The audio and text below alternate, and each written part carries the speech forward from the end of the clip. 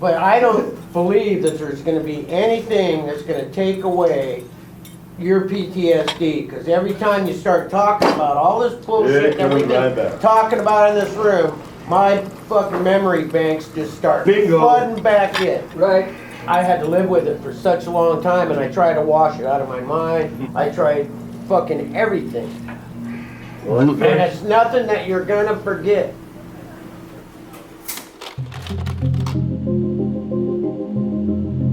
I got in the Army when I was 19.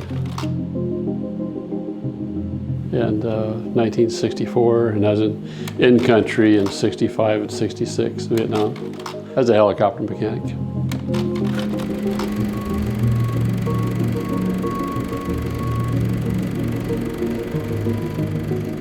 One of my best friends, I saw him decapitated by a helicopter blade.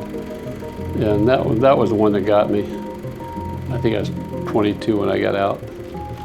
And, you know, I knew something was not right emotionally, and I couldn't put my finger on it.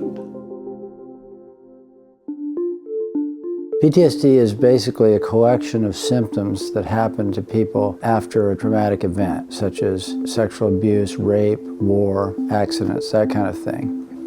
And it can be really debilitating for people. There's a significant incidence of suicide, and there's a lot of suffering and disability that comes from living with that. Someone described PTSD as like having a big broken heart. And I think that's a pretty good description. You bury those emotions that make you human. Well, historically, the treatments weren't terribly effective. A lot of supportive counseling, a lot of groups discussing feelings. And what's far better is treatments that involve exposure. Depending on what literature you look at, probably around half the people are not well served. There's also pharmacology. Zoloft and Paxil and other medications kind of help to decrease the intensity of symptoms like anxiety, but they don't tend to get at the root of the problem and really cure the disorder. I got to the point where I had so many drugs, I just put them in a big bag and threw them away. I said, I don't want to be drugged for the rest of my life. I was kind of, I say desperate, but I just wanted to do something. A friend of mine had committed suicide, and I was just tired of kind of carrying the baggage. And I saw this clip on CNN. This is the place where we do the study, this is where we meet with people, and then this is where we do the MDMA sessions. Intense psychotherapy, including 8-hour sessions after taking a capsule of MDMA, of ecstasy. MDMA is methylene dioxymethamphetamine. It produces a reduction of activity in the amygdala, the fear processing part of the brain. It enhances activity in the frontal cortex, where people put things in context. It releases oxytocin and prolactin, which are hormones of bonding and affiliation and love.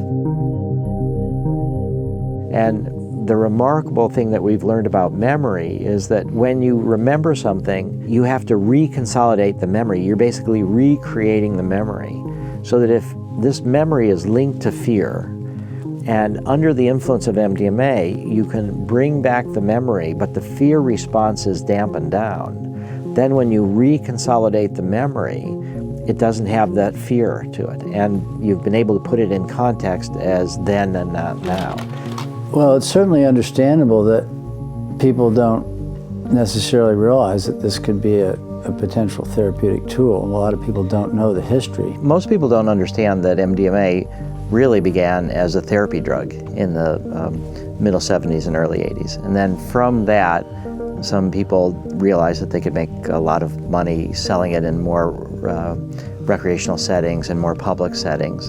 And so it was just inevitable that there would be a crackdown. The conclusion of the administrative law judge that did the DEA hearings was that it did have medical utility and it should be in Schedule 3, meaning you can't sell it in bars, but doctors can use it.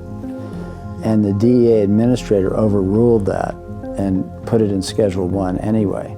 And I felt it was important that we look into this further. No controlled research had been done.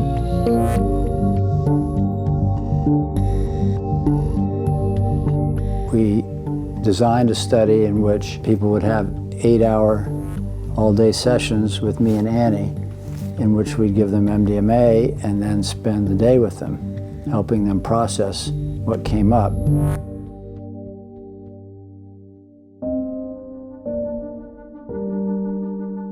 I had a very chaotic childhood, and because of that, I was exposed to, a lot of random abuse, sexual abuse. As a child, I had a lot of symptoms. I was anxious, I had sleeplessness, I had vomiting, irritable bowels, but I didn't get any real medical attention until I was like 20. Conventional psychotherapy, cognitive behavioral therapy, rapid eye movement therapy, drugs and medication, anything that came through, I would try it with complete abandon. And it seemed like the more I tried, I would uncover more and more stuff would come up to the surface, and then it would start to just get worse. The first study was inactive placebo compared to MDMA. So some people got inactive placebo with all the same therapy, the same all-day sessions, the exact same approach. I got placebo, so I was not changed, even though this was the best of the best of the best. I knew that I could come back and I would be getting the medicine 2 months later. Now that's when everything changed.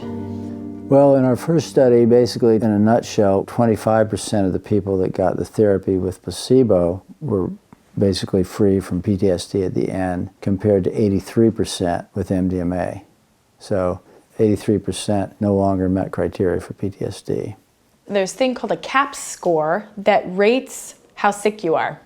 After this last treatment, we did my CAPS evaluation. I came back for the 2-month follow-up to do the CAPS to see what the results of it were. And he comes back and he sits down and he says, "Rachel, you don't have post-traumatic stress disorder anymore. You don't have it." When I first heard about the studies, I signed up right away, and I got to thinking about it. I mean, it was like 2,400 miles of logistics, there's costs involved. Then I broke it down. I said, well, what do you got, ecstasy and therapists? Hell, I live next to a college town. It's a no-brainer, The treatments that are sold to us at the VA are high in number and varied in legitimacy, and MDMA is one of them. If a veteran said, listen, I saw this on CNN and this is something I really want to do, why aren't you offering it? It might work, but we don't have the data to support that. This was my own thing. What they were doing was 2,400 miles away. I says, I've got to deal with what I have. And I didn't have any compunction about it whatsoever.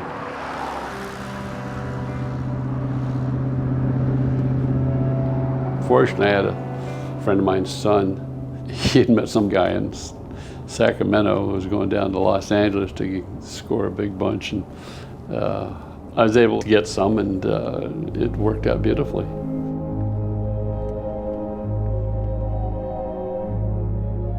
The first time I did it, it's like, there's just this blanket of warmth and glowing. I just felt alive again, in touch with my feelings and stuff. And the music was incredible under the influence.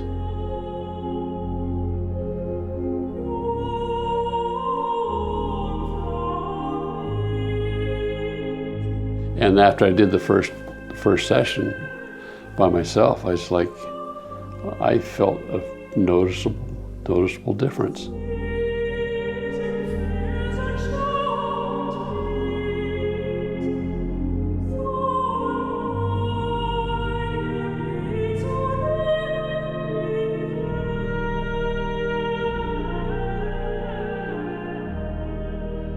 Then I got in touch with somebody I knew as a therapist, explained to him what I was trying to do, and then I did three-hour sessions. And it was extraordinary. I mean, it just I did in 3 sessions I couldn't do in 30, 40 years. Well, right now we're in what the FDA calls phase 2, which is a number of small studies.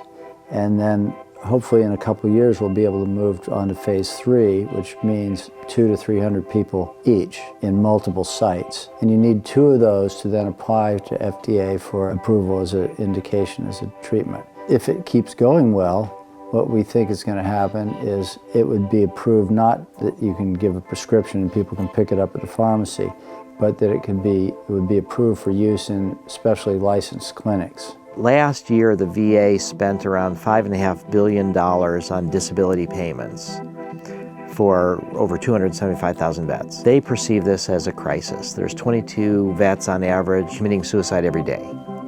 So while the VA has certain therapies that they've developed, there's a pretty strong awareness that there's a substantial number of people for whom these therapies do not work. The best treatments are cognitive processing therapy and prolonged exposure. We know that these work. It's hard to then say, okay, now that we finally got something that is very effective in 65 to 80% of cases, let's try a far out type of treatment. If somebody were to come along with a treatment that has a lower side effect profile, lower attrition, same effect size, easier to do, well then we'll do that. What I fear though, and what I don't like to see, and what basically just pisses me off, is when people forego the effective evidence-based treatments for the peripheral type treatments that don't have any real evidence, they don't have a great outcome, and then they give up on any treatment. And that bothers me a lot, and that does happen sometimes. The real issue is, does this help people or not? And if it does, if they're suffering from PTSD and this is a tool that can help them, we should develop it. And even though there's a short-term cost that some people will seek it out on their own and may find impure drugs or not be sufficiently supported, that's not a reason not to develop it into a medicine. And in fact, it's a reason to develop it as quickly as possible. There is so much enthusiasm from medical students, residents, young therapists that are interested in this field. I mean, just in the last 4 years, I think, the amount of enthusiasm and people wanting to do this and open to it has really changed. It's funny, I tell people about this, and you know, the veterans and stuff like that, and it just, it goes right over their head, and that they don't understand it, but you know, I sure did. I picked up on it right away, and you know, when the word gets out, I think things will change. So what are they treating them with now that you're studying? Well, if they're looking at using MDMA to cure PTSD, basically. I don't think there's a cure, but that would be fun. There is. Where do we sign up? There is a cure.